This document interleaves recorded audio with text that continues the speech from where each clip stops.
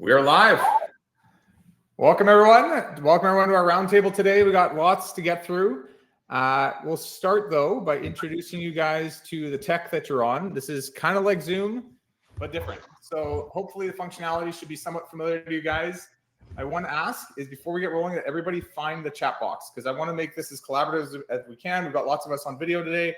We're going to go through lots of discussions, but your questions, your thoughts, your collaboration with us is going to make this 10 times better. So I see you guys have already started in there. That's awesome. Maybe give us a quick kind of like, where are you from? And what specific type of building, contracting, renovating, what do you do? What's your industry that you're working in? Maybe you're in subtrades. Where are you? And what do you focus on? It'll help our team as we go through some of these conversations. There we go. Okay, good. Keep it going. Everybody must submit one submittal to the chat. Demand. And then we'll get rolling. Okay. So we have an hour and a half long roundtable today. The first hour will be very focused on some just core concepts and questions that we have. The second half hour, we'll have some time for Q&A with you guys. So make sure you stay tuned for that. Overall, just like purpose of all of this is I think it's smart, and I'm sure you guys would agree that we foster a bit more collaboration between builders and just industry professionals, right? We all know something amazing, and we kind of tend to just keep it to ourselves or share it with a few people around us, but we don't have a chance to like share it to the masses. So this is a pretty unique chance to do that. So between the people on deck today, all of us, and you guys in the chat, let's try to get 1 to 2 like clear action steps that all of us can utilize, big key takeaways that you can put into the business right away. And I guarantee you, because I prepped this deck, there's going to be a lot for you guys in the chat to take and do.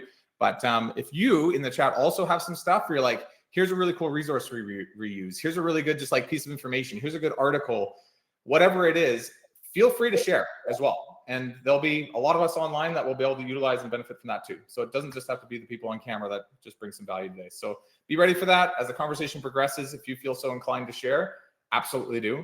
And if you've got questions and things you want to get answered, we're going to do that at the last half hour of today's meeting. So make sure you put them in. We've got the Breakthrough Academy team here on deck in the chat. They're going to be grabbing those and ordering them and getting them ready for the end. So you can put them in at any time. I won't answer them probably right away for you, but just be ready to kind of throw them in there and we'll come back to them near the end. So that is the plan. Okay. Some shocking stats, some things to think about while we're doing this. Why is this so important around project management? Because I think that this is one of the key little areas or elements of a construction business that can kind of make or break everything that you do, right? It's the pillar between all things people, process, profit, all that kind of stuff. Your jobs aren't small. They're complex. There's a lot that goes on in these things. And if you don't do them well, the company doesn't really work long-term. And some shocking stats on this. So in the construction industry, we have $30 to $40 billion a year lost annually due to poor productivity. And I really do think project management is kind of at the core of a lot of that. That's like, just let that sink in. Like if we, all of us did a little bit better, 2 to 3 to 5 to 10% better, what that would do to that number to bring it down, right? And I'm sure you all get it. You know your world. There's a lot of wastage in how we do things, right? And it doesn't necessarily have to be that way. So that is what we're doing, and that's what we're trying to fix. At least make a little dent in that number today if we can. Overall agenda, we'll start with who's who in the zoo. We've got a few of us on deck besides just me, so let's go through some intros. We'll get into some discussion, obviously, between the 5 of us. And then at the end, if you're interested in any of the solutions we have to offer, there's Breakthrough Academy here to talk all about business operations and systemizing your contracting business. There's Buildertrend here to talk all about the systems and operational processes that they built into their software. And our members here that use both Breakthrough Academy and Buildertrend that can talk specifically to how they use these things. If you want to talk to us, let us know at the end. We'll give you a chance to book a time with us. And then, like I said, we'll get into some Q&A. So to help with today's talk, I want to make sure that you have something to get away and take and use. So there'll be templates provided through a lot of these discussions. We're going to be showing some screenshots and some processes and some things that are used from goal tracking methodology to ideal candidate profiling and job descriptions for a project manager and, communication plans and all kinds of stuff. There'll be a goodie bag at the end. So there'll be a link. We'll give that probably about the hour mark of this webinar. So just make sure you look out for that, and we'll give you a download package to not just learn about this stuff, but to start to implement it in the business right away. So look out for that as well. And let's introduce who's here. So first we've got Dylan from Tectone Design Builds. You're in Colorado, right, Dylan? That's right. All right. Yeah. And you've been BTA. Say again, sir? Oh, just Tectonic Design Build. Tectonic, sorry. You've been with BTA since 2022. You've been busy working on a lot of stuff. We'll get into that today. And I'll let you share your story in a sec because I've got a whole slide for you. We've got Toby and Bradley. So you guys are New Beginnings Constructions, or NBC, correct? And you guys do construction and exteriors, right? Yep, we have like a remodel renovation division and then an exteriors division. Cool. And I got a slide for you guys too to get into it. Is it true? I met you guys at an industry event years ago. I'm trying to remember. Yes, Danny, I met you in Charlotte at a Highway to Hell event. And, right. And yeah, you were promising the world. I was like, man, this sounds too good to be true. And here we are about 6 years later. So here we are, my friend. I remember Charlotte. That was a beautiful place. I was like, wow. Big rolling hills. I was like, I haven't been back since, but I got to come back. And then we've got Charlie, super special human, who is a data scientist for Buildertrend, and you're now the VP of Core Operations over at Buildertrend. I was talking a bit about what you've been up to as of late, but you're here to help with micro trends and just kind of look at things through the Buildertrend lens, which you guys have a massive bird's eye view on the industry. So thanks for being here. And yeah, Charlie, any thoughts? No, just fired up to be here. Like we talked about before, one of the functions underneath me at Buildertrend is our project management function. So I always joke that I get way more out of these types of things than I'm able to give. So I just appreciate being a part of it here. It is a good approach. I think like prepping for this took some thoughts. So I think all of us, like, it's not just about us giving you guys information. Let's all share. There's a lot here. There's a lot of brain power even in this webinar online. So that's that. And then there's me. I'm Danny Kerr. I'm the co-founder of Breakthrough Academy. We've been around for 10 years, just systemizing contracting businesses for growth. And so we systemize basically, or we focus on the business side of contracting and yeah, help make sure the actual back end of your operations is smooth and clean. So that is our world. So Toby, let's start with you guys. Toby, Bradley, Give us a bit of your story. What's been going on? Why are you here? Yeah, so we started about 19 years ago in business, and we really wish we would have found Breakthrough Academy about that time. But spent a lot of time, a lot of our years, just really trying to figure it out and learning kind of the hard lessons that it comes with in running a business. We joined, we have Buildertrend for about 12 years now, I think. And then we've been in BTA for about 5 years, and both of them in their own right have helped us transform our business in a lot of ways. So appreciate you guys being here. This is yeah, it would be a wealth of knowledge. Just in our prep call alone, I was pretty impressed of how far you guys have come even since we met back in Charlotte. So it's good. Mr. Dylan, who are you? Where you come from? What's been going on? Yep. Come from Michigan. I think I was reflecting on my evolution story before this, and at a certain point in my life, decided to take up carpentry instead of going to college, and just really wanted a tangible, valuable skill. And so, come up through this evolution as a carpenter. I think so many people start on their trades and start a business, and then through this journey, discover that, like, oh wow, I really enjoy business and entrepreneurship. And so I like to say I'm like a decent carpenter and a good entrepreneur, and really focused on systems and processes. I think there's like that first slide you shared, the 30 to 40 million lost in inefficiency. There's so much potential to make the client experience in the construction world great, and it doesn't require this massive lift. So we have this huge focus on the client experience and really shifting the way into how we build. And BTA has been foundational for that. And then Buildertrend is also like, you know, we're so integrated. It's, I can't imagine doing what we do without a construction management software. You guys have been star students, both of you guys. So I'm stoked to have you guys on. And yeah, you guys have really dove in deep. What do you say? Feet first into both of Buildertrend and BTA. So stoked to have you guys get into what you've been doing over the last few years. So this goes out to everyone in the chat. Let's start with this. This will help our team as well. What is the biggest challenge that you guys have when it comes to project management? So when you think about all things going on, from the people that you're hiring, how you're training them, how your project managers are managing projects, the wastage and use of material, the coordination of sub-trades, like, think about it for a second, but type in the chat, what is the biggest challenge that you guys are facing? What are the things that are like grinding the gears a little bit, that feel just like this is just, everything's good except for this one thing or these two things? Keep going in the chat. That helps us a lot. And we'll go through our conversation later on when we come back to questions. We'll see if we can source some of this as well. Charlie, I'm very curious on your end. you talk to a lot of people. You get to see Buildertrend users coming in for the first time. You get to see users that have been around for 12 years, especially being on the data science side of things. What do you see as the biggest challenge going on in the industry when it comes to project management? Yeah, I see a lot of people hitting on it in the chat here, so I'm excited to dive into some of the pain points and solutions that we have to discuss through. But the biggest one is communication. And if I were to go one layer down on top of that, I would say just proper expectation setting internally within your company, expectation setting with the client, expectation setting with your trade and subcontractors. The communication, I would say, is the biggest piece of the project management cycle, where things can really break down, even if you have a lot of the other existing structures and processes in place.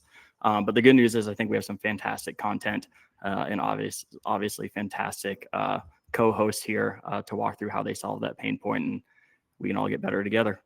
We have a whole section on communication, so good news. Okay, cool. Let's get into this with, say, Dylan first. I would love to ask you this one question just to get some context from where you've come. But early on, I imagine there were some pretty big signs that your project management process was pretty broken.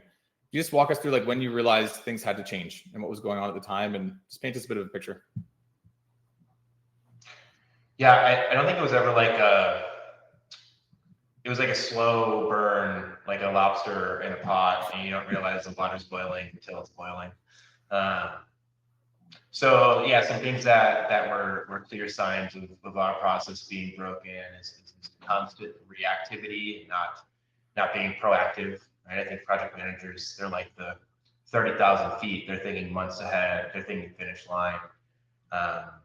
Another thing, as I was doing the managing, it's impossible, in my opinion, in my experience, to be in the weeds managing projects and then scale your business and scale your system, right?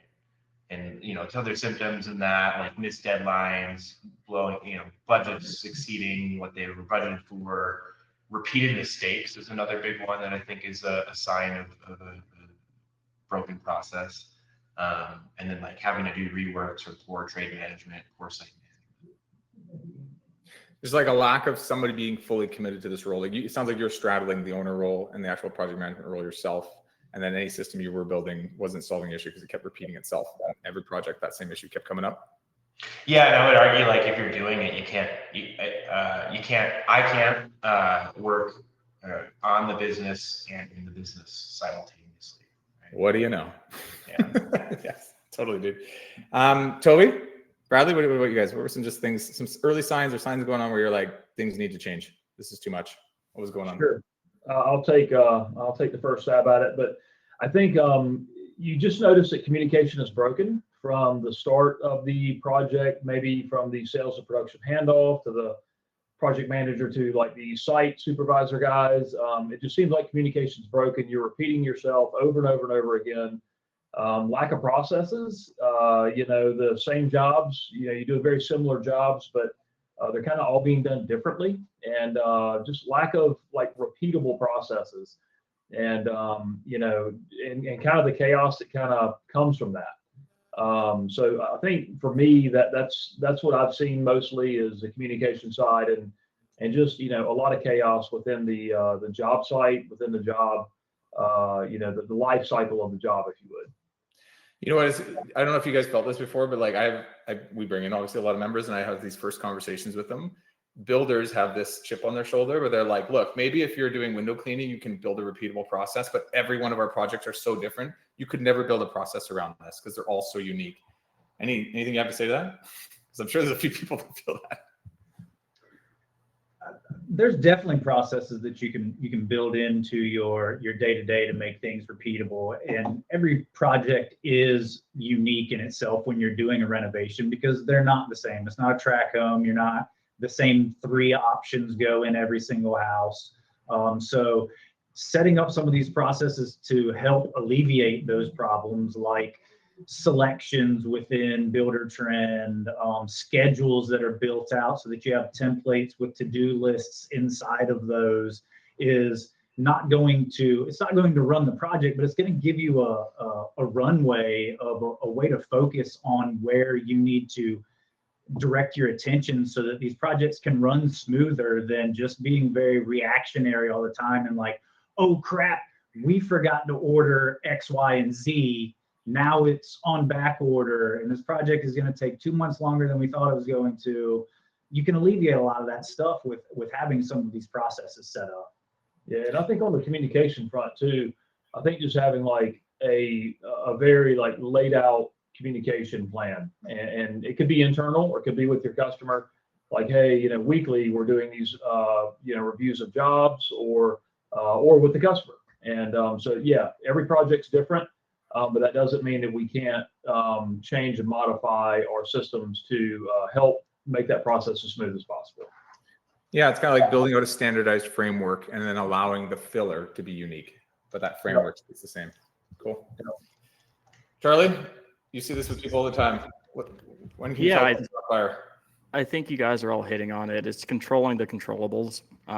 If a project is a river flowing, you don't want to slow down the river, right? You just want to build up the bank so that you can control the direction that it's going. And so the processes that are repeatable, we've seen stuff even as simple as setting up the file structure the same exact way on every single job. So you constantly always know where to go to for information. Little things like that can go a long way. And eliminating a decision here or there ultimately leads to another decision you can make down the road. Awesome, dude. Okay, thanks for sharing. All right, so let's get into some stuff. And I think before we go into all the minutia of the processes, let's talk a bit about the main person or people that are running things within the organization. Because I think if you get this right, these processes can be utilized. I think if you get this wrong, you're kind of working already with flat tires. So let's talk about project managers themselves. And one thing I've noticed with a lot of our members, and you guys can speak to this too, is like, what is a project management role? Because I feel like this varies widely between, you know, everyone's opinion basically. So I thought we'd start, Bradley, if you want to maybe kind of give us some thoughts on this. When we were prepping, what I thought was really like just good for you guys is you guys have a production manager role, managing your project managers, and then you have site supers, which has forced you to have 3 different like delineations of a role. When it comes to the project manager, where does their role start and where does it end, in the sense of like, what are they taking care of and what are they not actually taking care of? You know, they're taking care of kind of all the behind the scenes, if you will. They're not out there on the job site swinging hammers, doing any of that. They're very on the back end of things, kind of in the weeds, controlling what is going to be happening 2 weeks, a month, 2 months from now, rather than getting caught up in what's happening today and for the rest of this week. You know, occasionally they will have to go out onto a job site just to check on it. But for the most part, I would say they're 90 to 95% of the time they're in the office, and they're hammering out all the details that allow your project to continue running smoothly, while delegating all of those things to those site supervisors so that they can actually get out there and perform that work. Yeah, we like to say the project manager is almost like the CEO of the job. You know, he has direct reports, which would be the site supervisors, but ultimately, you know, the project manager is running the high level there, and really they're just tasked with the jobs that they're tasked with. They're not necessarily tasked with business forecasting and things like that, and you know, planning out, you know, annual strategic planning, things like that, unless we bring them in. But basically their role is the blinders of the jobs that they're working on. And like I said, they're more of like we kind of consider like a CEO of the project. That's right. Yeah, there's bumpers, right? It's like they're not in the minutia day to day. They're also not running part of the company. Yeah, they're running the job as if it was their own company. Yes. Cool. Maybe in the chat while we're doing this, do you guys want to give us some examples of things that you're like, this is what I see a project manager role being? Just this is part of the sharing thing. I would love to see what you guys see this role as, maybe what you see that not as. But I think Bradley, Toby, for just general clarity, there's bumpers and it's around the project itself. Cool. Yeah, 100%. Okay. Yeah. Dylan, when we did our prep call, you described it as the Mozart of the project. You want to explain that? Yeah, the Mozart of the project orchestra. The PMs are not the ones playing the instruments. For us, similar analogy to CEO, but our production manager had our production team. They do a book club. One of the books we've read and practice is extreme ownership. And so I see the PM as the owner of the production phase. They own 110% of everything. A trade partner makes a mistake, it's on the PM to own it. And for us, like the number one thing that the PM is responsible for is the client experience and satisfaction overall. Just kind of coming back to like the mission and intention of the potential of making remodeling and construction awesome. So with that being said, then falling into kind of the typical PM roles of overseeing budget, the schedule, communications, they're delegating effectively, managing the field execution, they're managing the site super, delegating our in-house labor when they need it. The PM is not not expected to run the job alone, not expected to make up for a poor project development. So we're really intentional in the designs we produce. We have a process and PM handoff, and all of our assets are standardized so that these PMs, we train them on our process. It allows them to do much more capacity than trying to scramble and find details. And it's all in one place. And you had mentioned just the communication. Is communication the most important, you think, in their role, or what's the most important part of their role? Yeah, I think communication with the clients is everything. I'd argue that's the most important thing. Everything else you can kind of figure out. But our communication process, how we're utilizing the daily logs, the weekly check-ins with our clients, the daily photo dumps, kind of everything we're leveraging in Buildertrend, and like our communication process is it really makes our clients just like, whoa, I was expecting this to suck. And it's like that. You guys were finished ahead of schedule. It's great. And then Charlie, you want to add some thoughts to this? How do you see this role defined? Actually, I'm curious on your end. How often do you actually see this role well defined, and how would you define this project manager role? Yeah, I mean that's the $1 million question right there, right? I see it defined all the time, right? Because you have to. How often do I see it well defined is a totally different question, and I think it's a tricky landmark to get to in the state of your business, to be able to have that trust in your project managers, to view them as a CEO of the project, to view them as the extreme ownership. So huge credit to Dylan and Toby and Bradley to getting there. And I know we're going to transition more into how do you define that scope? How do you find the right people to do that?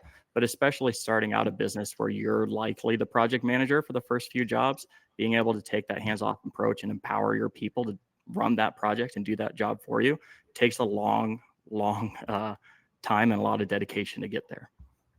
Yeah, it's an interesting balance between not dumping on somebody and being like, here you go, good luck, right, and just setting them up for failure, and not holding your cards too close to your chest and being like, no, like let me do all of this for you, and not really even requiring that role anymore because you won't give them enough freedom to do it.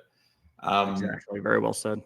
Yeah, it's good. Okay, let's go to the next question for time here.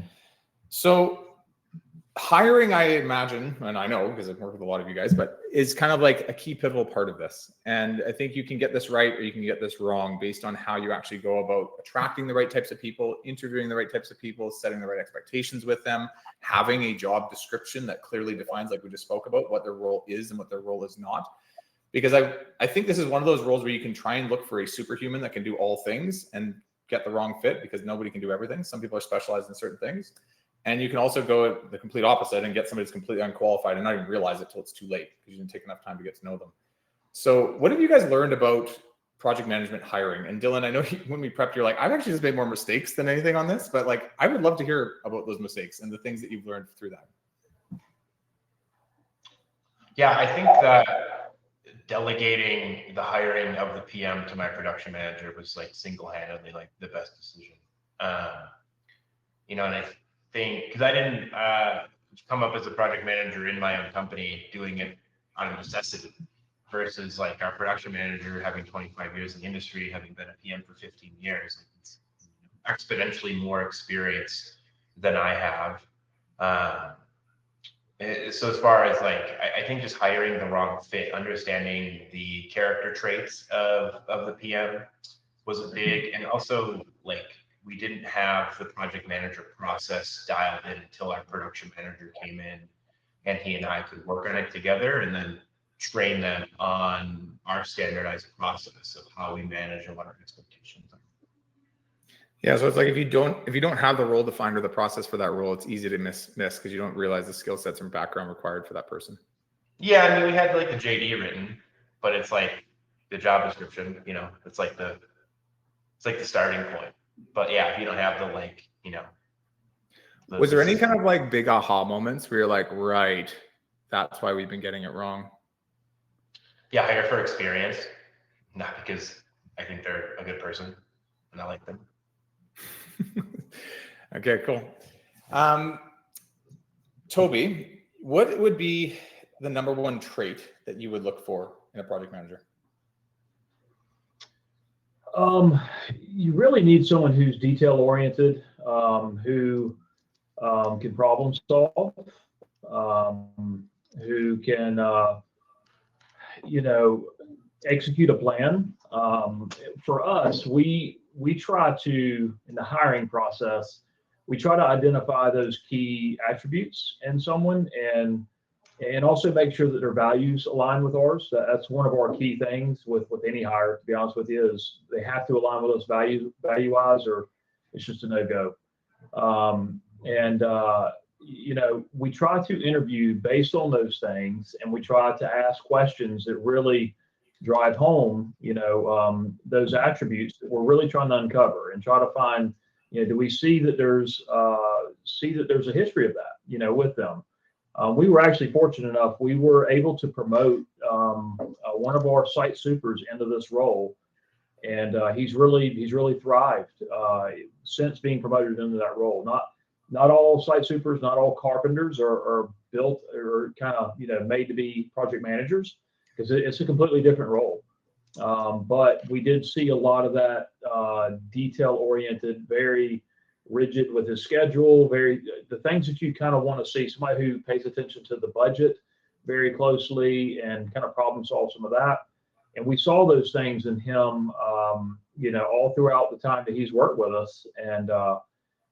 So for us, we were able to promote within, and Bradley works for them directly, so he can kind of speak a little bit more to it, but I think it's been a good move for us. It's absolutely been a good move for us. And just to, kind of touch on some of that stuff that Toby said,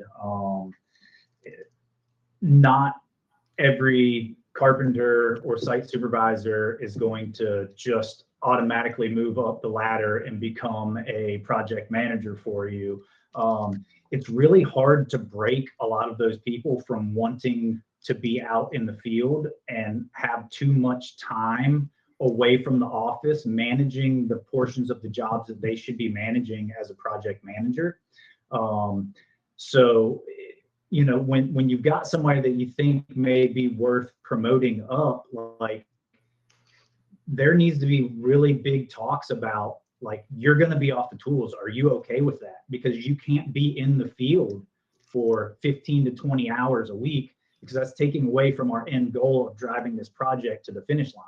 Yeah, and I think having like laid out what that role looks like and what those deliverables look like for the project manager, you can talk through some of those things with them, and so, like, this is what the day in the life of a project manager looks like. And if they're squirming in their seat while you're telling them that, then okay, they're probably, it's probably not going to be a role they're comfortable in if they do. If they want to be out there in the field and kind of get their hands dirty, kind of like Dylan said, that we don't need the people to play the instruments. We need somebody really to direct that orchestra.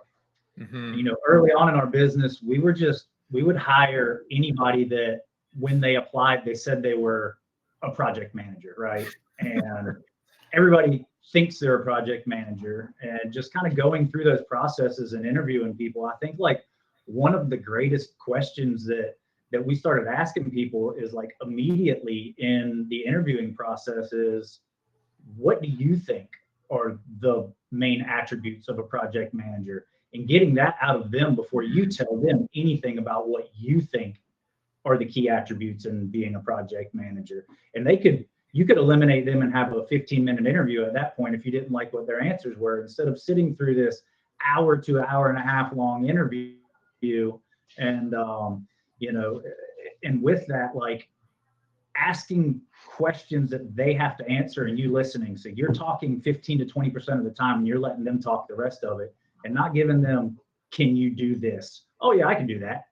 Like, let's dig deeper into these questions and you tell me why this is important. This is massive. So you guys are just talking about the optics of the term project manager and how everybody in the industry does. We just talked about this, but it's like everybody coins it differently. So if it's on the resume, if all you're looking for is that experience, you're going to miss the entire context of what that role is, and not leading the witness, which is what you guys were also just talking about. Are you this? Are you that? Do you have this? And then you can say yes or no to it all, letting them describe their perspective of what this role is and being able to match whether or not that's what you've drawn up for that role. Correct. Yeah, because I think in construction industry, project manager is kind of like a catch-all phrase. It really can mean a lot of different things, a lot of different people. For us, we choose to have it, we define it as that CEO of the project, if you would. So yes, I mean, that's what we're looking for. It doesn't, honestly, we know some other folks in the industry who have hired PMs who are completely outside of the industry, but they have that leadership ability with the scheduling, with the communication, with the planning, problem solving. So like that lends itself through a lot of different industries that doesn't necessarily beholden it just to hiring somebody in construction. We were fortunate enough to be able to promote somebody there, but in times when we have been looking, even when we were looking to promote him or wondering if that was a move we would take, we were looking for people, in all sorts of industries. They didn't have to come from construction in order to excel in that role. This is really interesting. Actually, in the chat, can you guys share this? What was for anyone who's ever hired someone outside of the construction industry, what was the previous role of that person? Maybe just type it in. It'd be really curious to see. Because I hear that all the time. It's the role of project management has a lot more to do with coordination, communication, connection with people and leadership than it does being the best builder in the world. So, well, they're typing in the chat here. I have to share one of my favorite stories. We had a guest on the Building Code podcast a couple years back. This is, right after post 2020 COVID, everything shut down. They found a really good pipeline of project managers from wedding coordinators. Talk about communication, scheduling, managing client/bride expectations, bringing a project together. They hired like 3 or 4 that, everyone was canceling their wedding. People were looking for jobs. And apparently the wedding coordinator pipeline to construction project manager is a strong one. Amazing. Yeah. I mean, you don't want to mess up a bride's wedding, right? So if you can handle that pressure, like you should be able to handle the pressure. Might be the only client that has higher expectations than a homeowner could be a bride on her wedding day. Yeah, no doubt. Manage lots of details very quickly under high stress situations where personal emotions are involved. Yeah, when you say it out loud like that, I mean, what's the difference? Good. Okay, that helps. I think that, and thank you guys for contributing to the chat. I think that helps as well. It just gives us some insights. If you guys haven't, maybe scroll up and look at some of the industries people have pulled from, but these are great things to look at outside of just the industry we're in. So cool. All right, let's talk about project management itself. So we talked about communication being the big one. So we picked that out. Dylan, I'm going to start with you on this one, but like, how does communication make or break your project manager and their process, and maybe even just the evolution of how your communication has evolved over time would be really helpful. Yeah, I think how it makes it, I think it's everything to the project. I think without solid communication, like PMs default to this reactive mode. So I think it's a foundational piece of creating proactive, forward-thinking project managers. Trying to think the evolution, again, I think this comes back to our production manager and getting him on board and establishing some of these standard processes. Like, we didn't always do the weekly client meeting. That's been a big, huge thing. We'll set a recurring Zoom meeting, and we can either meet on site with them, Zoom. And a lot of times, like, we tell them, it's like, the goal of this meeting is to be boring. Just giving you an update. We're hurting like what's in the background. We're not going to bring every little challenge to you. We're going to bring solutions if there is a challenge. So that's been, I think, a huge evolution. And then really diving into a standardized daily log format within Buildertrend. And that's a requirement. It's a saw some folks chatting about KPIs in the chat, but it's a KPI that we kind of hold all of the team accountable to. And then we recently stopped, I think this year, we stopped adding photos to daily logs and instead put them in a photos folder, which allows, it allows on the client's Buildertrend dashboard, they get a stream of photos, whereas like the daily logs didn't do that. So I think that the weekly check-ins and an agenda beforehand, a recap afterward, the daily logs, and just like we also use Slack internally. So I think good communication isn't just client facing, but it's also team communication. So seeing the team communicate, handle problems kind of in real time through our Slack channels has also been a huge benefit, and kind of establishing those standards and how we communicate and why, and really in a lot of ways reducing the amount of communication, but making it more concise has helped in a lot of ways too. Great. Bradley and Toby, you guys, I would love to first hear like what are the big communication kind of like processes that have been game changers for you guys, but I also want to know like how you guys make sure this is kept up for every project when things get busy. Kind of two questions for you guys, but one is like, what are you using? What's working? And then how do you make sure it's maintained long-term? So we do have a communication plan that we go over with our customers in our sales to production handoff. So we'll go meet with the customer at their house. The sales guy comes, the production team comes. They're going to get to meet the project manager. They're going to get to meet the site supervisor. We kind of have all of this stuff laid out for what our hours of operation are, what happens if there's communication that needs to be had outside of the hours of operation. So there's expectations that if you send me an email at 9 o'clock at night, don't expect 9:05 to get a response back. Just, kind of setting some of those guidelines to manage the expectations there. And then we'll go through things like some of the key vendors that we'll be using, that we'll be introducing you to. We'll go through how we're going to be communicating through Buildertrend with daily logs and using our schedules within Buildertrend, and when our site supervisors will be having like milestone walkthroughs with you, so that everybody's on the same page at the start of the project. So we all are in that understanding of who's supposed to be contacted at this point. If you're not getting answers from this person, where that hierarchy is to step up and reach out to that next person, because maybe you feel like you're not getting the answers that you want to get in this process. And Danny, you asked about how do we enforce that? With us, we also do weekly or bi-weekly meetings with our team, GSR meetings, and then also just production meetings. And those KPIs of like how many daily logs have our team been filling out. If we need to address that, it's being addressed in those meetings, either as a team, as a whole, or if there's an issue that needs to be dealt with, individually, we're going to that team member and letting them know, like, hey, this is the standard. This is why we do that. This is what happens when we don't do that, and this is why I need you to change. So I think it really is a matter of just, setting those standards, and really just cultivating a culture inside of your company that values communication, because ultimately, it can really make or break so many different aspects of your company, from your communication to your team, like inter-office communication, to your vendors, your sub partners, and then also to your customers, of course.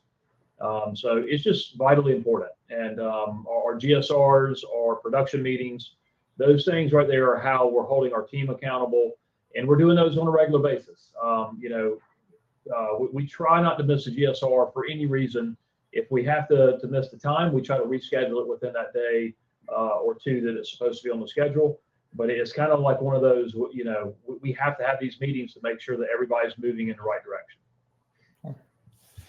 You guys said two things. One, just around the communication plan, that it's done before the project starts. It's like clear expectations. Everybody's on the same page, and there's a verbal and written commitment to how things are going to be done. Signed off, right? You guys were saying earlier. Is this signed off? Absolutely. I bring a copy for myself so we can read through it. I bring another copy for the customer. They sign off on it. It comes back to the office. It gets scanned. It gets put in files so that it's there. And if we need to refer back to it to talk to a customer, then like this is what we agreed on. So if there's something going wrong that we need to address, well then let's figure out where we should be doing this at. How often does it come up where people break the process and you have to bring them back to the document? It probably comes up more often than I would like to admit. And a lot of times, because it can just be reactionary, you just step outside, or somebody doesn't mind answering an email at 8 o'clock at night because they're at home scrolling through their phone and they don't care. Where I don't want to put a customer back and give them a bad taste in their mouth because they're communicating outside of it. But if then it comes to, why didn't you reply to my email last night? Then you can have that conversation in normal business time and kind of like, all right, well, here we are now, it's now in the middle of the day here and we're having this conversation, and like, this is when this should be happening. And honestly, like, there's a reason why everything's in the communication plan, right? And there's a foundation as to why it's even in there in the first place. The reason why we don't want our customers calling us at 9 p.m. is because most likely we're putting our kids to bed or we're enjoying a couple hours with our wives. You know what I mean? So I think having that communication plan is something that you can fall back on, like, well, I'm sorry we're having this issue, but the reason why, I didn't get right back to you is because, I'm at home and I'm respecting that time with my family. I do the same thing with our employees. I tell our employees, like, do not call me unless it's an absolute emergency. When I go home, like, my family needs my attention. And honestly, like, I want to afford them the same respect. And so, it really is just, we try to make it a cultural thing throughout our company. Obviously, we're talking for the PM to the customer, but even to our own team members as well. It gives you permission to have critical conversations, and people don't have to be as thrown off by it. It's not as argumentative. It's more of a collaborative, like, hey, we talked about this, so let's get into how we can do this better moving forward. And it's not such a you never talked to me about that, I didn't know that, and now you're having the conversation not for the first time, right? And get more comfort around it. Cool. Obviously, real quick, Danny, incredibly important to manage the project, but a nice little cherry on top as well too is we've seen a lot of our customers talk through their communication plan in the sales process and use that as a differentiator from them amongst their competition of, hey, this is how we're going to manage your business. This is the cadence and expectations that we're willing to set. You're always going to know exactly what's going on at this date, at this time.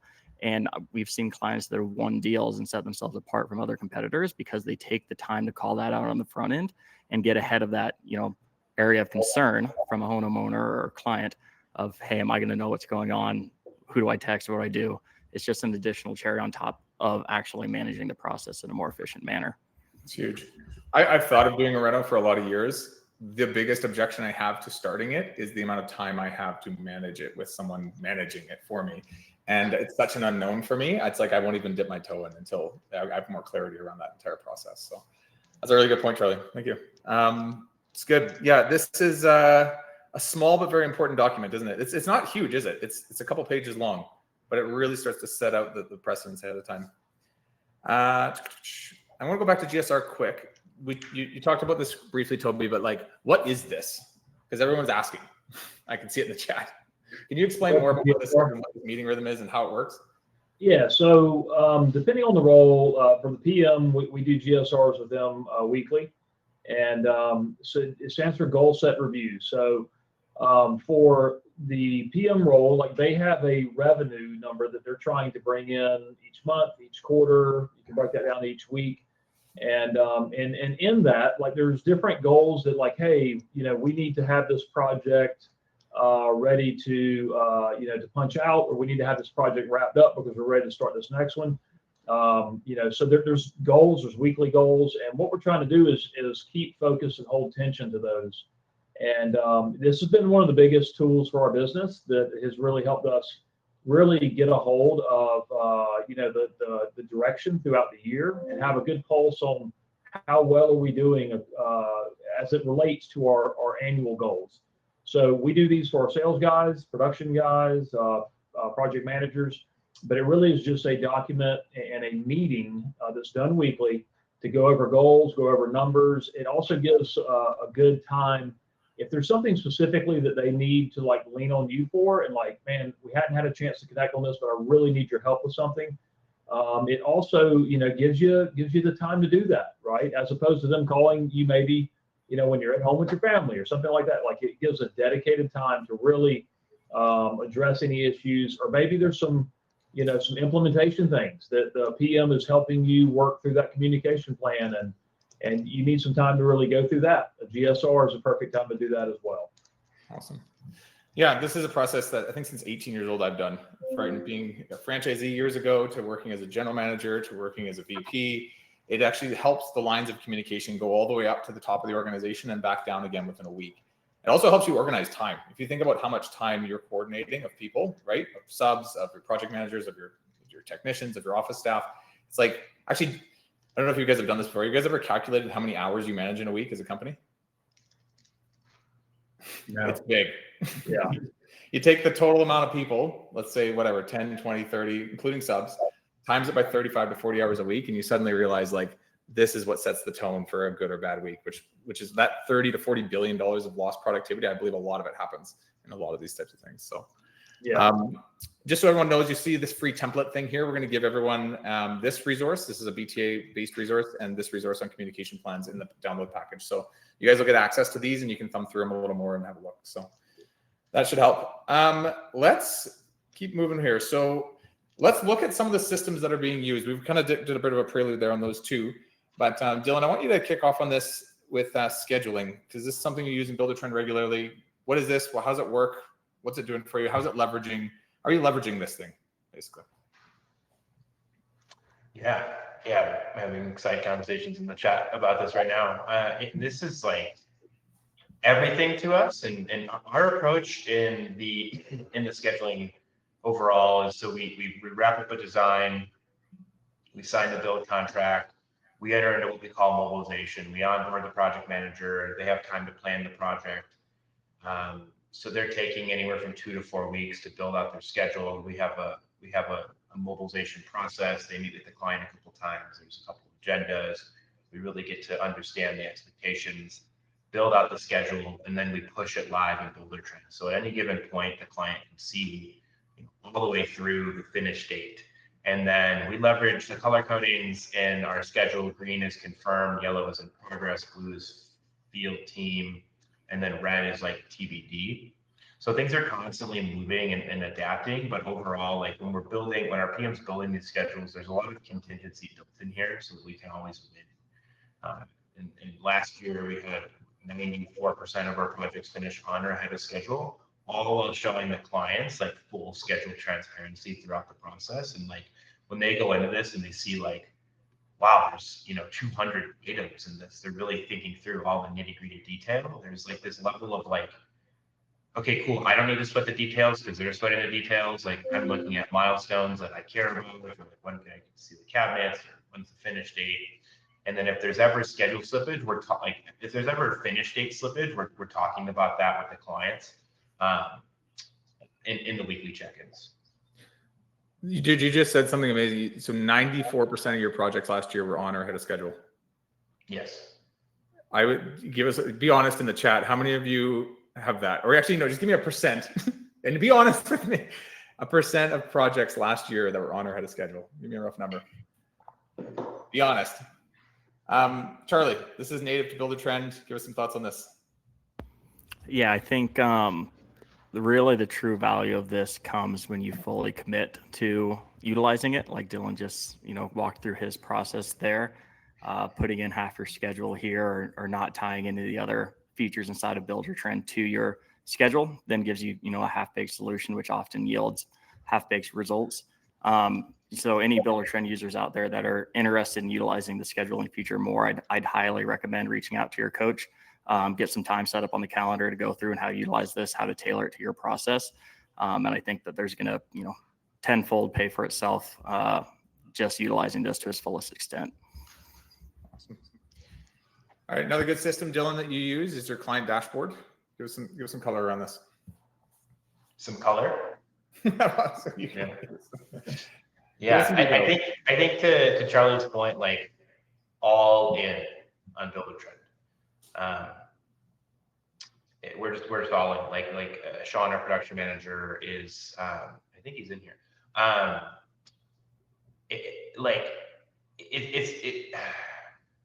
It's been really like I think one of the most rewarding things of this whole journey of having a construction company is it's gotten to this point where like I'm grateful to be a part of it. Like Sean has done things with Buildertrend that like I didn't prompt him to, and he's like, I just see so much potential in this, right? So we're all in, right? And we're constantly chatting with them, like that.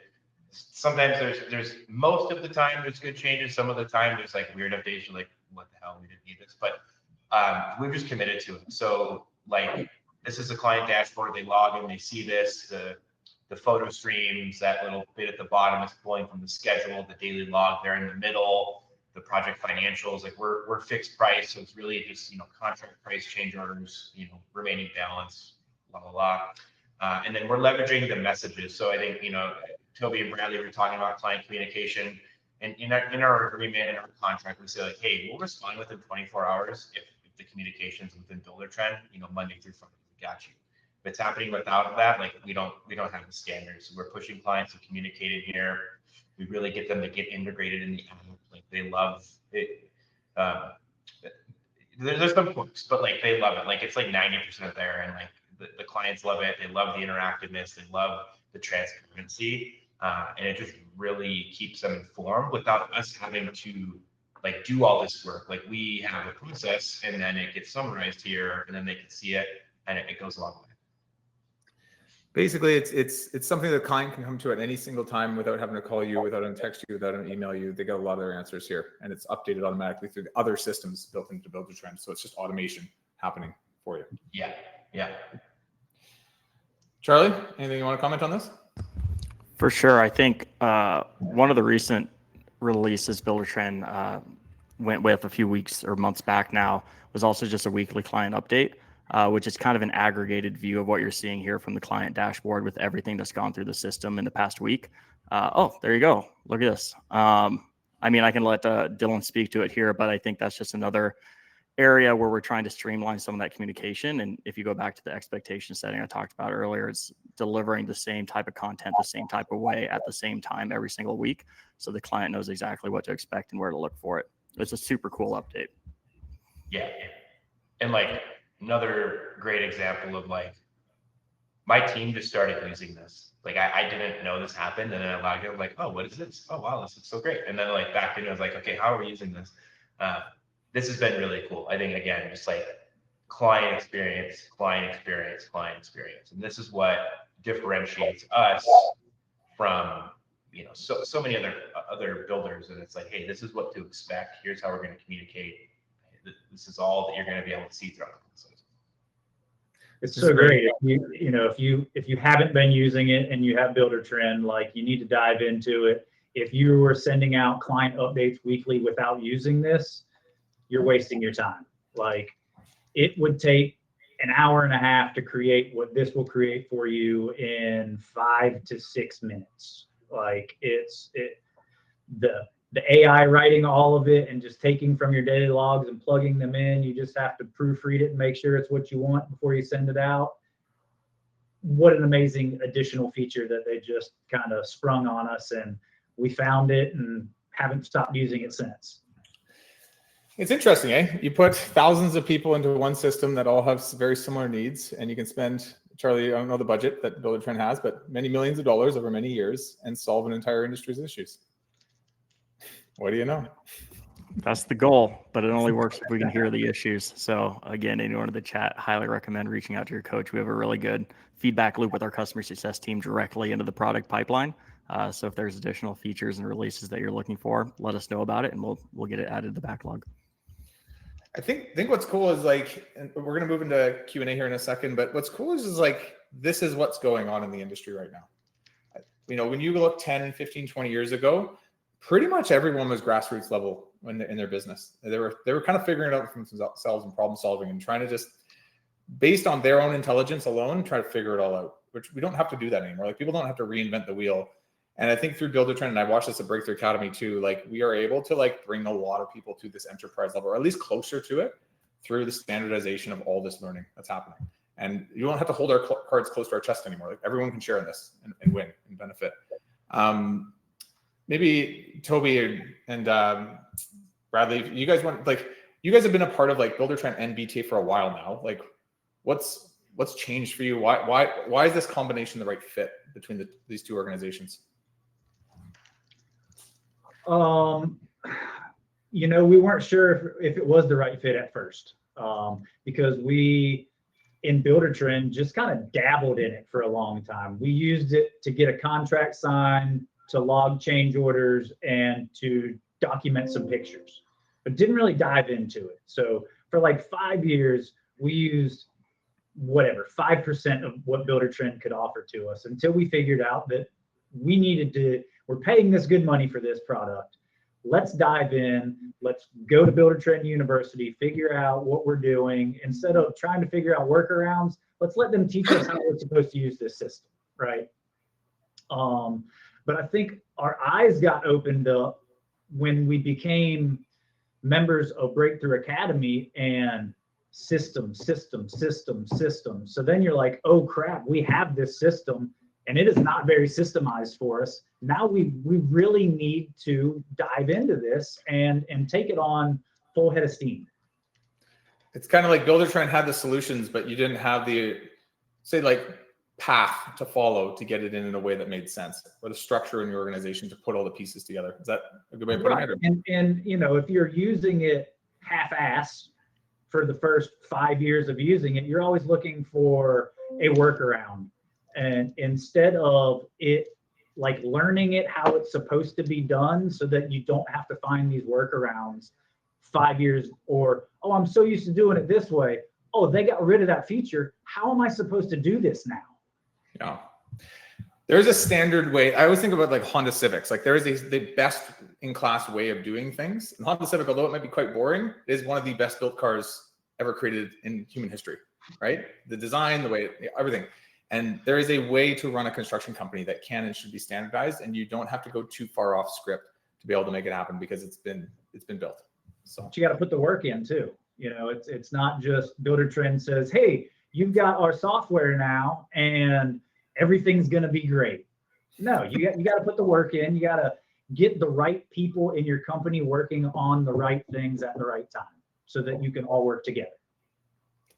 Dylan, anything to add? You've been a part of both for a while. Just any comments on how these two mesh together? I think I was just thinking of like a funny clapback to the Honda Civic and thinking about like the Ford Taurus. And do I have anything to add? I think it's consistency too. Like it's and starting small, like little bite-sized chunks. Like we didn't get here overnight. It's been years in the making. How many years do you think you've been really focused on this now? Since our production manager came in, so like two.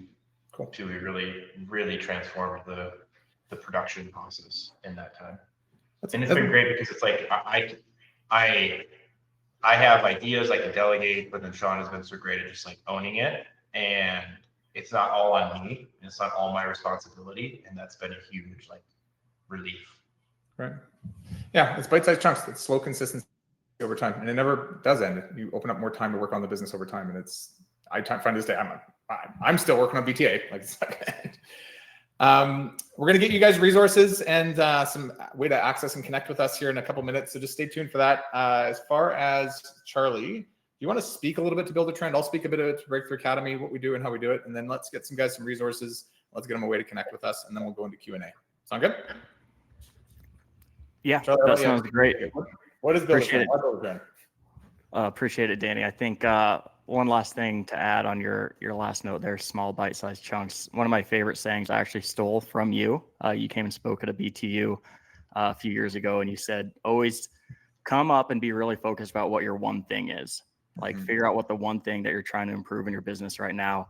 And I'd say that's always my coaching point to people talking about Buildertrend as well, is pick the one thing that you want to do really, really well and nail that one thing and then move on to the next thing, right? So I just wanted to give you credit for providing one of my favorite lines that I say all the time now that I learned from you. We could use it right now. I'm sorry, I'll go for a second. Everyone in the chat, type in your one thing. I have everything we just talked about. We talked about a lot. What's the one thing you're like, we can make change in this? communication planning? Is it selections? Is it like, what is the thing that you would like to make some change in? Anyway, keep going, Charlie. While they're doing For that. sure. I'll give you the quick Buildertrend pitch here.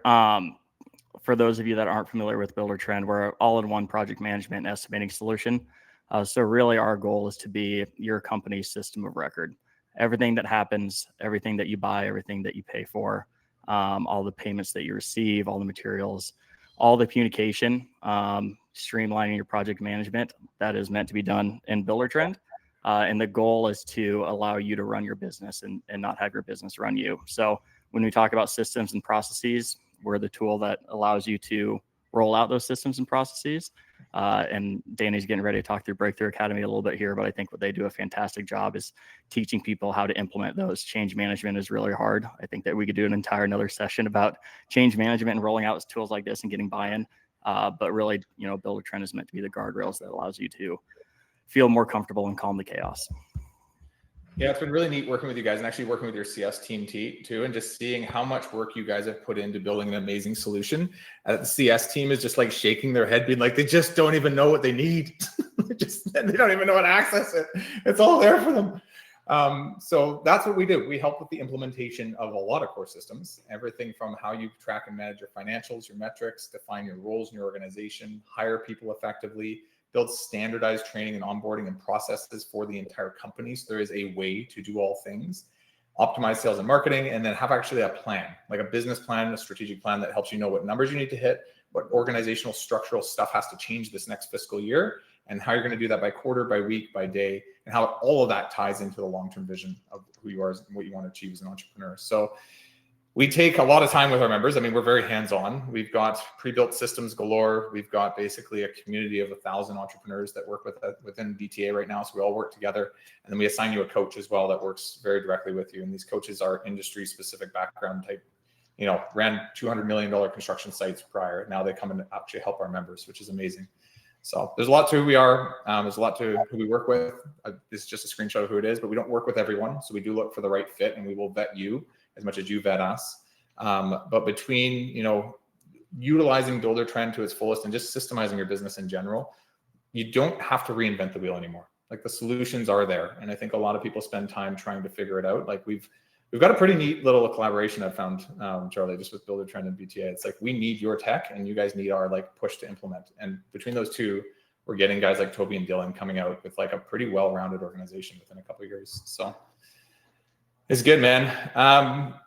This is for everyone. So if we can get a link on the screen, I want to make sure you guys get some resources from today. So some stuff we didn't even talk about, but employment agreement, standardized employment agreement for a project manager, that communication plan template. I saw a lot of you in the chat. They're going to utilize that. So that's awesome.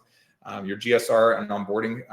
So your GSR and accountability process. So like an actual weekly log of your meetings with your project manager and how that should run, and the actual template to run those meetings. Construction daily huddle agenda, which we talked about. Actually, we didn't even talk about that. So there's a whole bunch more in there we didn't even get to today, but a bunch of stuff to help you guys. So click on that link and start to fill this out. And then within that, you'll see two buttons. One's to connect more with Breakthrough Academy. One's to connect more with Buildertrend.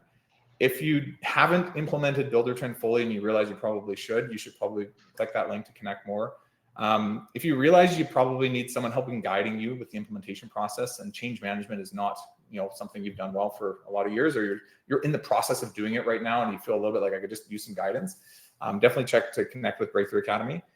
For us, we are not going to bring you in right away, but we will have a really good conversation with you first and understand the pain points where you're at. We're going to flip the script from me talking to you for 45 minutes, and we'll see if what we do would help you. And for Buildertrend, I imagine a lot of you guys are users or part users or have considered it in the past. Consider this a really good conversation, or a really good chance to re-engage the conversation and go deeper. So take some time, fill that link out. Should have popped up on the screen. There's also one in the chat. It's kind of free reign for 2 or 3 minutes, but Dylan, Toby, Charlie, any comments on this, or just encouragement or just realizations and learning? Yeah, I would say, if you're going to commit to doing it, go all in. Half-hearted effort will only prolong your ability to implement some of these things. And, that was one of the things Danny, when I originally met you, I was very skeptical, honestly. I had our CPA actually come in to the meeting when we did. I remember that. With you guys, yeah. And because we'd been burned before, and I'm like, yeah, I really don't want to, go down the wrong path again. And it's something we prayed about. And I think it was one of the biggest blessings that we've had in our business. And, but, we chose to go all in. We chose to really, dedicate the time. There were nights that we were spending without our families where we were working on the business because we couldn't do it during business hours. And we did the hard things that it took to do. And we still have to do that, right? And I think with Buildertrend too, it took us to a point where, we decided, man, we got to go all in.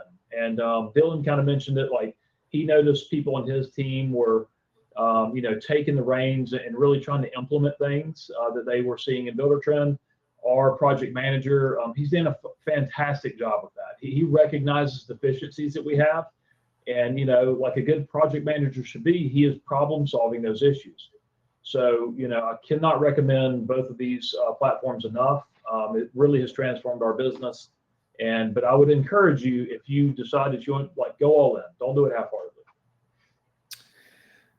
Dylan, any thoughts? Yeah, I think that goes with it. And I think in my journey, at least, is it's like, I don't need to influence or control every single thing. Like, even if I would do it a different way, if my team is stepping up and addressing the root of the problem and it makes the client experience better, great. Like, cool. Like it might not have been the way I thought about it, but I think that has been a huge evolution for me. And then like getting out of the weeds as much as possible. Like I don't, with the production side of things, like there have been most of our projects this year, like I haven't stepped foot on until they're done. And that's a huge milestone for me because it's like I just happy clients, beautiful projects. So just getting out of your own way and really pushing to work on the business and focusing less in the business. That's huge, man. What you just mentioned. Actually, in the chat, how many of you love all this stuff, but you're kind of like, I don't really have enough time to do most of this? Give me a yes or no in the chat. It's something I see a lot with members coming in, and it's one of the first things we have to work on is to be able to alleviate your time through understanding what's causing you the most amount of time. That's the lowest amount of skill activities that you're doing. It's very possible to break free of it, but it takes a bit of time on this. And he's like, actually, Toby, Dylan, any advice on that? Because that is the first challenge for most people to really dive into either of these platforms. To break free? Yeah, just like, what was like, when you look back, like what was the change maker that actually got you out of the day-to-day a bit more? It's an evolution for me. Like it's something I was thinking about is like, it was a challenging evolution, like from carpenter to PM. I felt there was so much of my worth tied up in like banging the nails. So like when I was PMing, it was like, oh, I'm doing shit. And then from like PM to, I still do call it project development. Just like, I think just witnessing the evolution of it, and then like I am the most valuable driving the business, working on the business, influencing, managing our directors.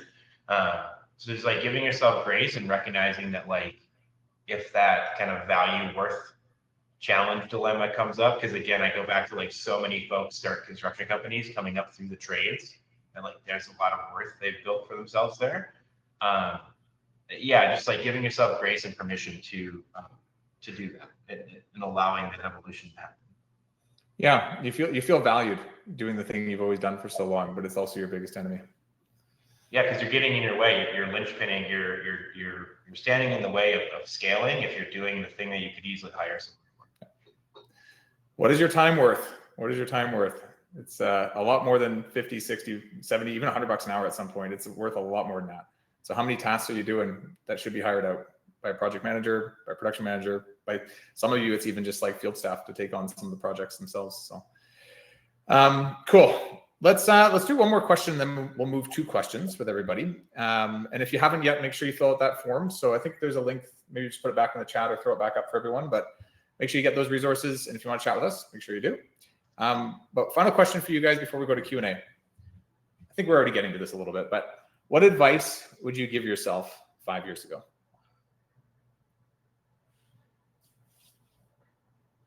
What do you guys think? Dylan, do you want to start, or Bradley? Either or. Yeah. I'd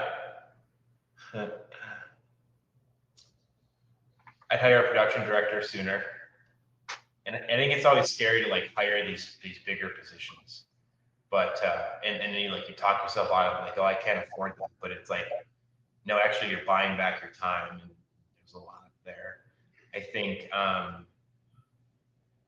taking ownership and delegating well, right? And one the last thing I'll say there is like anticipating change and like not resisting it. I think I've had the opportunity to do that well, and now it's like, oh wow, like I'm grateful to be a part of this and co-create and evolve this company with people who care.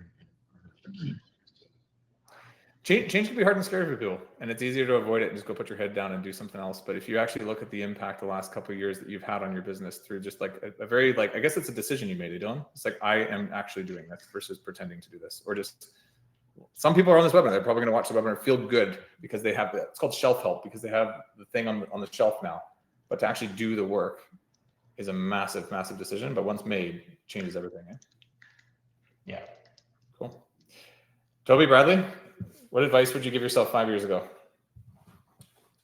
Well, I guess kind of what I've alluded to is like, I would sign up for both of you and dive in earlier than we got involved with you guys, and really give that dedication to it all. But some of that stuff then also comes with defining the roles of who you need and the roles of the people that you already have, so that they have an understanding of what their responsibilities are within your team. And then with that, you can build out a org chart that then says, in one of the great things BTA did for us is at the very beginning of it, the painted picture. You're 5 years from where you are right now. What do you want to be doing? Where do you want your business to be? So that you're setting this goal to have something to work towards, to break it down, and how do I get there in 5 years, right? So just that kind of advice and having somebody holding you accountable to trying to achieve that is amazing. Yeah. You know what we get? Go ahead, sir. I interrupted. I would say for me, I mean, I kind of said it earlier, like go all in. But along the way, like I have a tendency to do this. I complicate things. I try to make things more complicated than they actually should be. So I would just say, the KISS, keep it simple, stupid. Like go all in, but do your absolute best to keep it simple. Keep it, build these processes that are repeatable. Don't overcomplicate it. I look at the way our company was before we started with BTA, and the way it is now. I'd say hire on your values, like define who you are and what you want your company to stand for and how you want your company to operate, and really hire and interview and build off of that. I think some of the biggest change we've seen here is when we didn't do, like Bradley said, like we didn't just hire anybody that could, fog a mirror, like, okay, you can breathe. That's great. Now, I want somebody who really is going to be aligned with who we are and represent us with our customers, our community, and our values the way that we want them. So go all in, keep it simple, and then, be true to who you are and try to hire to that. You know what I think about both you guys just said is like beginning with the end in mind, getting very clear on where you're going. And then literally I watch this construction business all the time. They can be so good at just managing the projects. And I'm like, you need to take that same methodology and apply it to the business as one giant 5-year long project to go and get your 5-year vision down to your 1-year plan, down to your quarterlies, hit the metrics, hit the implementation processes. And people need some steering along the way, obviously, but it's like often the problems we're solving are the things that are just right in front of us versus knowing if those problems to be solved are even relevant to 5 years from now. And how does it all connect? So cool. We should go to Q&A because we are running a little over on time. Let's dive in for our team on the back end. I think I have some questions sourced here. Holy, I've got a lot. Okay, so let's get to a few questions. We might not be able to get to all of them. I do apologize, but let's start up at the top. Tyler Lewis says, how do you get subs on board and sending bids through Buildertrend?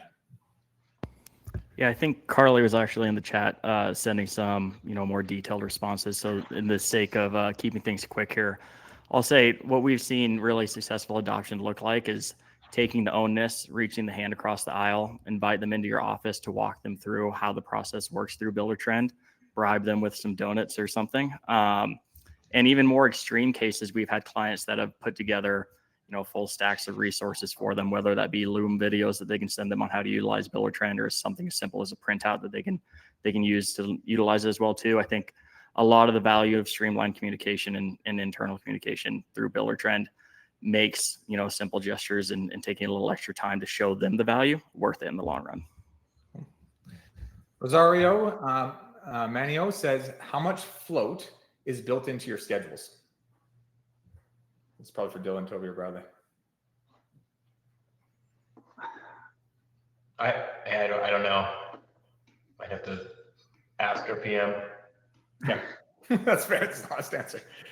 I mean, I would say just kind of a rule of thumb, if your painter tells you it's going to take 3 days, put 4 or 5 on it, not on top of that, but make the whole duration of that 4 to 5 days.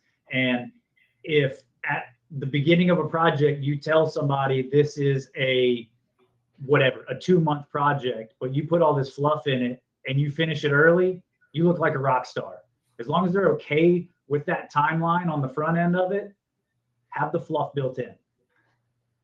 This kind of goes along with that question. Eric asks, how do you handle change orders with project schedules and being on or ahead of schedule? We recently added a custom field in the change orders that notes the schedule plus or minus. So it's like documented, but oftentimes trying to think of if they're bigger change, we've noted in the change order, we talk about it on the weekly check-in with the client. And when you go live with the schedule and Buildertrend and set the baseline, when things change, you have to denote why. So we also leverage that feature, and we would note it in the slippage. The slippage tracker of a change order and the why, and because we're also tracking if it's a client-focused schedule slip or a builder-focused schedule slip. And on that note, one thing that we started doing with our marketing is we tell folks we have a $10,000 guarantee. Is if we don't finish on schedule, we'll give them $10,000 cash. And the fine print is if it's our fault, right? If they want to remodel another bathroom, they're not getting a $10,000 credit in the middle of a project. I need a change order for $10,000. Yeah. There's another one. Do any of you give your project manager bonuses? Yes. Maybe give some color to it. So kind of like Toby has talked about our GSRs. So we have these KPI metrics that are in there. You want to make these bonuses very easily trackable. You don't want to make it too complicated so that it's a pain in your butt to come up with these. But we have gross profit percentages that they need to hit quarterly. If they're hitting them quarterly, they're getting quarterly bonuses. And do you have them in the GSR? The way we built that template, it's they've got their KPIs, their goals they need to hit. Do you put their bonus amounts in there too? Or is it more? We don't. It's just something that we're reviewing. And no, it should be though, Danny. Thank you. Yeah, Danny, I mean, we've revised our GSR document over the years to be more customized to our business. And we have kind of 2 different businesses, and one, the exteriors and the renovations. So we've kind of revised it over the years to kind of match what we're looking for. This kind of goes into that, probably overcomplicating it, and we need to keep it simple.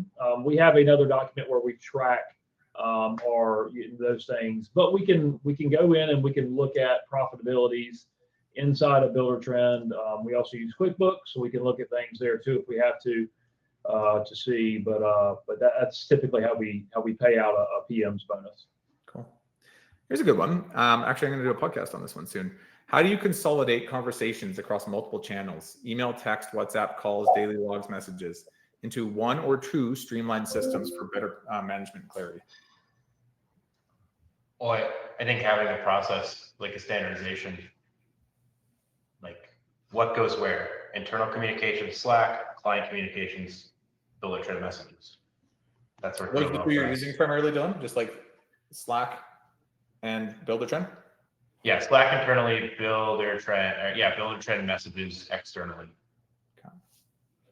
And like, with it, we'll do like Zoom meetings for the weekly check-ins, but like, we don't text clients. I shouldn't say that exclusively, like we give a little leniency to our PM, like depending, we have a older client, so we can accommodate, but the standard is set. And then when you have a standard, you can kind of deviate a little bit because, you can do it with your eyes closed. So when you add a little different process in there, it's not like wrecking the system. Okay. We might have lost Toby and Bradley. Can you guys hear us? We lost your video. Yeah, we can hear you.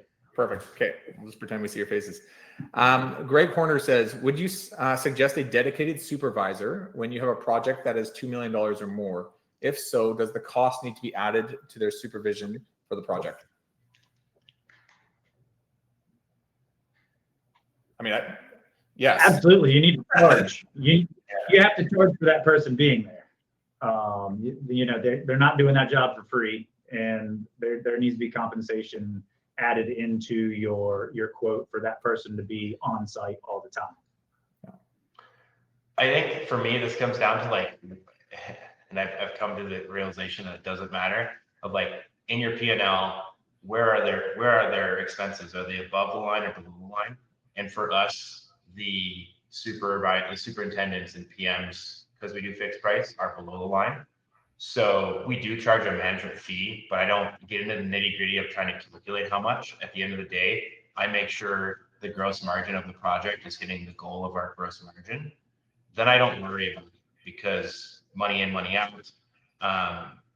It's worked well for us. And it's like, again, I've went back and forth and I've come to the realization that it actually doesn't matter where you track them within the P&L. That's been my experience.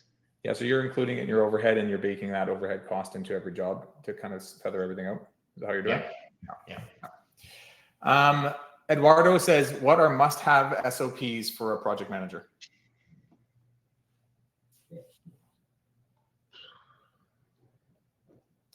Don't all go at once.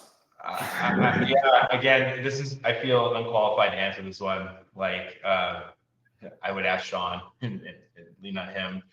I think just off the cuff, like an SOP would be like our procurement process. We have like a master Buildertrend SOP of like how we make POs, how we make bills, how we label receipts.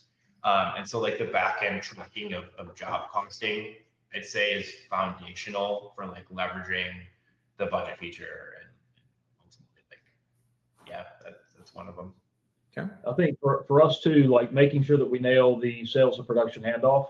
Mm-hmm. Like there's a very systemized thing that they have to go through to make sure we have everything in line before production actually takes that. So sales plays a part of that, but then the production, the PM, he also double checks to make sure all of those things are in place, and then that way he's set up for success from the start of the project. I'll give a broad framework to this, but I just know how we organize them in our playbooks. It's like there is processes around pre-construction, processes around during construction, and processes around post-construction. And so when you're building out them, just to like think about those three key stages, and do you have the project roadmap built through these SOPs at each key stage document. What else we got here? Jim Grant, do any of you charge for estimates on jobs over 1 million before contract? And do you have pre-contract agreements that you could share? 55% of the companies in the US are doing this now. 100%. I mean, we're design build, so we charge for the design planning process, but I'm a huge advocate of everyone charging for pre-construction because you're investing time and money, you're developing relationship. It's like if you're really going to put together a detailed budget, that takes time, And then when folks are like, well, why, Chuck in a truck isn't charging, it's like you can just really sell your value and the why behind why you charge and how integrated you are, how involved you are, and how you're committing to this. Big fan of charging for. Do you have a method to that, like how you charge? Well, again, we're design build, so it's like our method is like it kind of averages like 8 to 10% of the construction cost. There's a bit more on the back end. We have our designers kind of estimate their hours, and our architect, we have sort of a kind of pricing sheet we use for him. So, you know, on a $450,000 project, our design planning fee is going to be about $40,000. That's in addition to the build, and that's a separate agreement. So, and then baked into there is like the project developer fee as well. So I think when you're just doing, you know, development, working with the architect and designer, the fee's a little different, but I don't have any insight to that because we don't typically do that. Okay. I've got one more and I'll get us wrapped up here. So Robert League, are weekly client meetings in person or virtual? Either. I would prefer for it to be in person, but a lot of times people's schedules don't work out for that. So the easier method is then to meet through Zoom or whatever that is. You know, there are key milestones where you would like to walk through with the customer, or you need to walk through with the customer in your projects that should be non-negotiable. We have to find this time to meet. But just on a weekly cadence, like, I don't think it's important to meet face-to-face weekly at the same table or at the project with the customer. It's more important that it just happens. You have that time together. Yeah. Oh, another one here. So does the PM do pre-construction? It's more of a role-based. No, not for us. Like I'm currently sitting in what I call the project developer role. So like this role does all the budgeting, scope of work, working with the designers and architects to you know, we have a couple different budget phases. So the PM gets handed a dialed in budget, all the estimates from trade partners, and the PM takes those and does POs and planning and scheduling. Cool. For us, we will involve the PM occasionally, kind of on a per situation basis. If we have a project where we need to speak very specifically to the production aspect of it, where it makes sense to bring in the PM to speak, you know, about that process and about how we can excel in that area, we find it beneficial to do that. Occasionally, the estimator will need to, you know, bounce some things off of the PM just to make sure that like it's realistic and we're capable of achieving it. So we will bring them in for that, but that's kind of the instances where we would do that. Okay. Another one come in, Robert Barras. How much volume do your project managers manage? 2.5 million. Average job size for that? Average job size for that is about 70K. Okay, so smaller. Yeah. Yep. Yeah. Yeah, that's a good question. It's been to like set a number and figure it out because it's a balance between the job size and the revenue. But I think it's like 3 or 3.5 million, and our average, our AJS is 450. So like there's a sweet spot in there. We're figuring it out this year. And essentially it's like we found that our PM with 2 supers can manage about 6 to 8 projects simultaneously, which is going to be greater than that 3 million amount. So and it also depends on the PM. So I don't have a clear answer, but the KPI for us is 3 million. What you guys are pointing out, you gave a bit of barriers, which is good, but like what you guys are pointing out is so important. And the planning and the work required to do a smaller project like 70,000 versus 400,000 isn't that much different, is it, guys? Nope. It's similar, right? So it's the question is actually a little more like how many projects can a person manage at any given time? And it's a bit of a moving target based on some of the size, but it's actually about that more, isn't it? Yeah. Any comments on that one?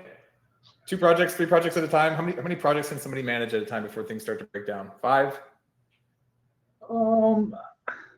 So our site supers will manage anywhere from 2 to 4 projects at a time. Now, we'll say our project manager may have 14 on his plate, but they're not all in the same stages. So they can work through those. It's not 14 of them are starting in 2 months and we have to get all this set up.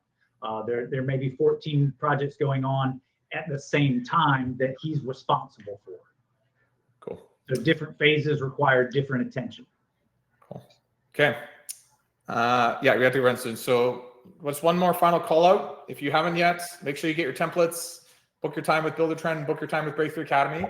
Let's chat. Let's see how we can help each other. I think there's a lot here that you guys have provided. Toby, Bradley, Dylan, Charlie, guys, thanks for your time. That was awesome. There's so much good stuff. We appreciate you having us. You made my life easy. I got to just hang out and ask you guys a lot of questions. But dude, you're like, not just thanks for being here, but thanks for all the years of hard work and commitment to doing this and being actually like not only good stewards of BTA and Buildertrend, but like just being good representatives of the industry. You know, you guys know this. We all know this. Like this industry is changing, and it's not easy to do that change. But you guys are amazing examples of what can be done. So, thank you, Danny. Appreciate you. Okay. Well, let's have a good week. It's Wednesday. It's hump day. We'll figure out what you're doing for the rest of the week. And everyone else online, thanks for being with us. Thanks for engaging. I hope to chat with some of you, and we'll see how we can help. And thanks for being a part of this. Okay. Yes. See you guys.